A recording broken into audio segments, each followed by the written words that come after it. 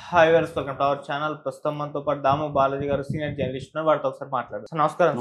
Sir Posani remand report లో మనం చూసాం, మొత్తం సజ్జల స్క్రిప్ట్ చదివినిపించాను అని చెప్పేసి ఆయన మీదనే ఆరోపణలు చేశారు.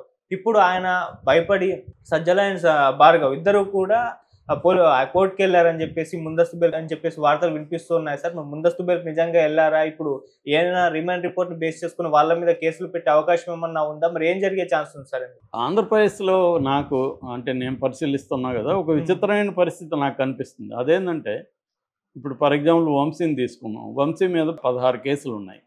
కానీ ఆయన అరెస్ట్ చేసింది ఒక తప్పుడు కేసులో అరెస్ట్ చేశారు. కిడ్నాపే చేయలేదు. అతను కిడ్నాపే చేయలేదని నువ్వు ఎలా చెప్తావు అంటే, కిడ్నాప్ చేసుంటే కిడ్నాప్ కేసు పెట్టారు ఒకరికి. అతను కిడ్నాప్ కాబడిన వ్యక్తి విక్టిమా కాదా? విక్టిమ్ కదా అతను. కానీ అతని మీద కూడా కేసు పెట్టారు. అతని మీద ఏం పెట్టారు? ఇతను డబ్బులు తీసుకొని సాక్ష్యం నేను కేసుని విత్డ్రా చేసుకుంటున్నాడు అతని మీద పెట్టారు. మరి అతను కిడ్నాప్ అయితే అతని మీద కేసు పెట్టకూడదు. అతని మీద కేసు పెడితే వంశీ కిడ్నాప్ చేసినట్టు కాదు కదా, అక్కడే తెలిసిపోతుంది. అంటే ఒక తప్పుడు కేసులో ఎందుకు అరెస్ట్ చేశారు? వంశీని వేరే కేసులు అరెస్టులు చేయొచ్చు. ఆల్రెడీ 16 కేసులు ఉన్నాయి అతని మీద. ఎందుకు తప్పుడు కేసులు అరెస్ట్ చేశారో తెలియదు. పోసానిదంతే. పోసాన్ని తిట్టాడనేది ఆ పోసాని మీద అభియోగం. తిట్టబడిన వాళ్ళు కదా కేసు పెట్టాలి. ఎవరో మణి అని ఎక్కడో రాజంపేటలో అక్కడ ఓబులవారిపల్లిలో మనిషికి అర్ట్ అవుతాడా? అతనికి ఏం సంబంధం మణికి? అతను సమాజంలో అల్లకల్లోలాలు ఇతను గుర్తిస్తున్నాడు, అతను పెట్టడం ఏంటి? ఇది ఒక దొంగ కేసు. రెండోది సెక్షన్, పనికిమాలిన సెక్షన్ ఒకటి పెట్టారు, 111 సెక్షన్. ఇతను ఏదో క్రిమినల్ గ్యాంగ్లో ఉన్నాడు. అంటే నిజానికి పోసాని మీద 50 కేసులు ఉన్నాయి. ఆ కేసులు ఎందుకు అరెస్ట్ చేయలేదో తెలియదు.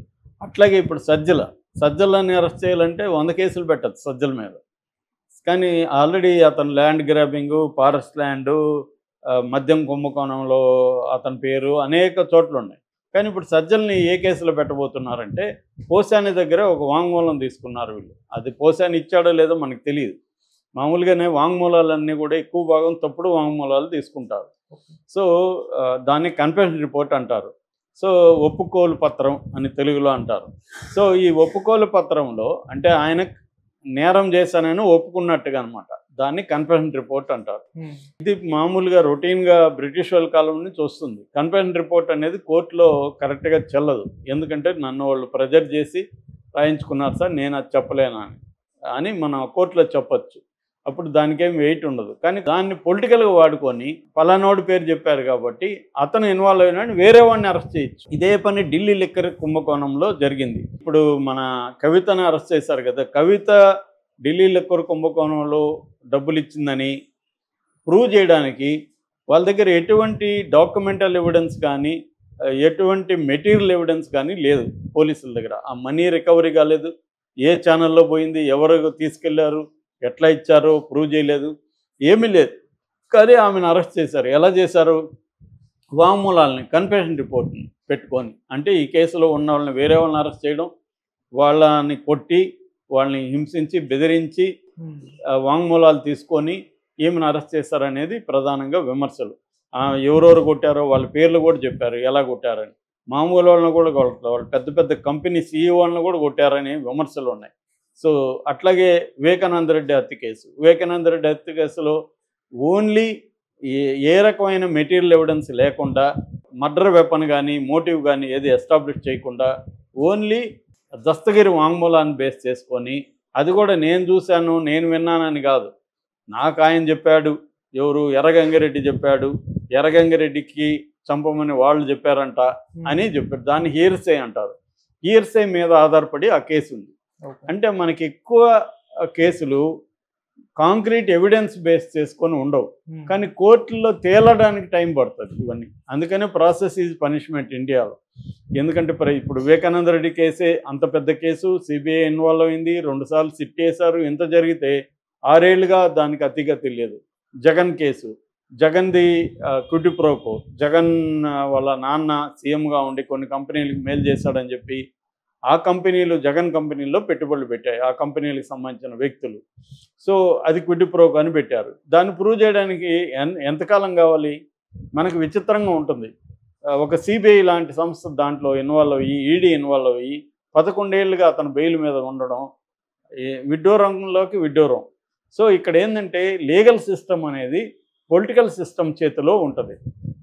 పొలిటికల్ సిస్టమ్ అంటే అర్థం పవర్ ఎవరి దగ్గర ఉంటే వాళ్ళు అనుకున్నట్టు లీగల్ సిస్టమ్ మొత్తం. లీగల్ సిస్టమ్ అంటే పోలీసులు, జైళ్ళు, కోర్టులు, ఈ మొత్తం కూడా లీగల్ సిస్టాన్ని నడిపించేది ఎవరంటే పొలిటికల్ సిస్టమ్. సో సెంట్రల్ లెవెల్లో మోడీ, రాష్ట్రాల లెవెల్లో సీఎంలు నడిపిస్తుంటారు. సో అందుకనే మనం సీఎం లేకపోతే అక్కడ పార్టీలో ఎవరు ఇంపార్టెంట్ వాళ్ళు అనుకున్న వాళ్ళని హింసించడం, కేసులు పెట్టడం అనేది one of the common agendas అన్నమాట. సో అలాగా ఇప్పుడు పోసాని దగ్గర ఒక వాంగ్మూలం తీసుకున్నారు. ఆ వాంగ్మూలంలో ఏముందంటే, నేను పవన్ కళ్యాణ్ని తిట్టడానికి సజ్జల రామకృష్ణారెడ్డి అనుమతి ఇచ్చాడు, దీన్ని సజ్జల భార్గవ రెడ్డి సోషల్ మీడియాలో వైరల్ చేశాడు అని వాళ్ళ పేర్లు, 2 పేర్లు అక్కడ పెట్టారు.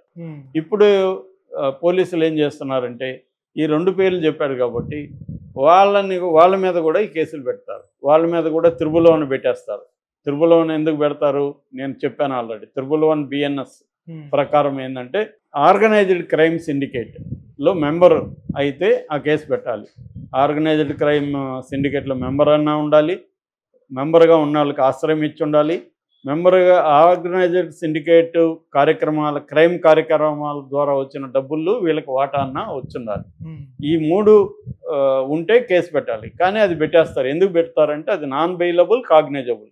నాన్ బెయిలబుల్ అంటే బెయిల్ రాదు, కాగ్నిజబుల్ అంటే వితౌట్ కోర్టు పర్మిషన్ వారెంట్ లేకుండా అరెస్ట్ చేయొచ్చు. మామూలుగా మన చట్టం ఏం చెప్తుందంటే 7 ఏళ్ళ కంటే ఎక్కువ శిక్ష లేకపోతే, అంటే 7 ఏళ్ల లోపల శిక్ష పడే కేసుల్లో అరెస్టులు చేయకండి, నోటీసులు ఇచ్చి విచారించండి అని కోర్టులు అనేకసార్లు చెప్పాయి.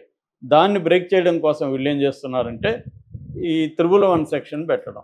చంద్రబాబు మీద కూడా 409 అప్పట్లో ఐపీసీ జగన్ పెట్టాడు. ఎందుకంటే అది 10 ఏళ్ళు జైలు శిక్ష ఉంది.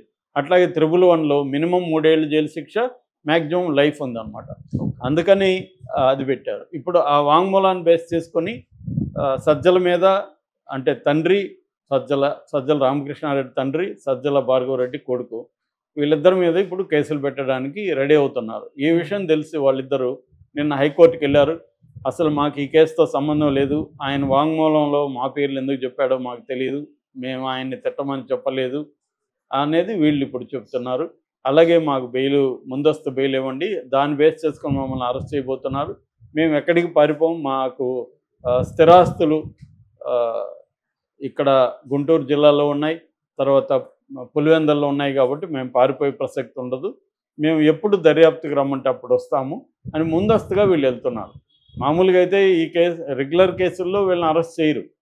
కానీ 1 త్రిబుల్-1 పెట్టేశారనుకో వీళ్ళు అరెస్ట్ అవ్వదు. ఒకసారి వెళ్ళిపోయినాక ఏం జరుగుతూ ఉంది, ఇప్పుడు ఆల్రెడీ పోసాని మీద వారెంట్, అనంతపురం పోలీసులు కూడా వారెంట్ రెడీగా పెట్టుకున్నారు చేతిలో.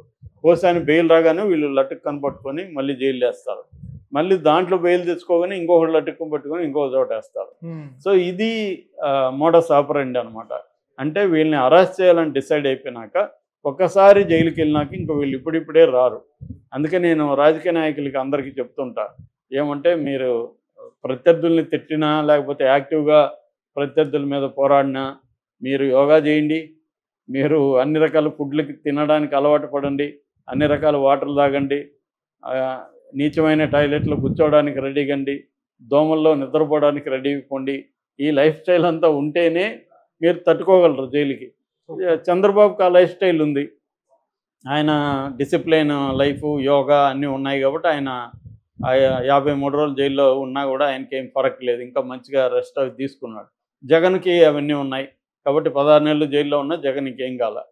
కాబట్టి ఇవన్నీ ఉంటేనే, ఇప్పుడు పోసానికి అవేవి లేవు, ఆయనకి 66 ఏళ్ళు, ఆయనకి హార్ట్ ప్రాబ్లం ఉంది, ఆయనకి ఇవన్నీ అలవాట్లు లేవు, ఒక ఫుడ్ ఇవన్నీ డిసిప్లిన్ తీసుకోవాలి, కానీ అందువల్ల ఆయన ఇదయ్యాడు. సో అలాంటి ఇష్యూలు ఉన్నప్పుడు అసలు నోరు మూసుకొని ఉండాలి. పోసాని నోరు మూసుకుంటే ఈ ప్రాబ్లం లేవు.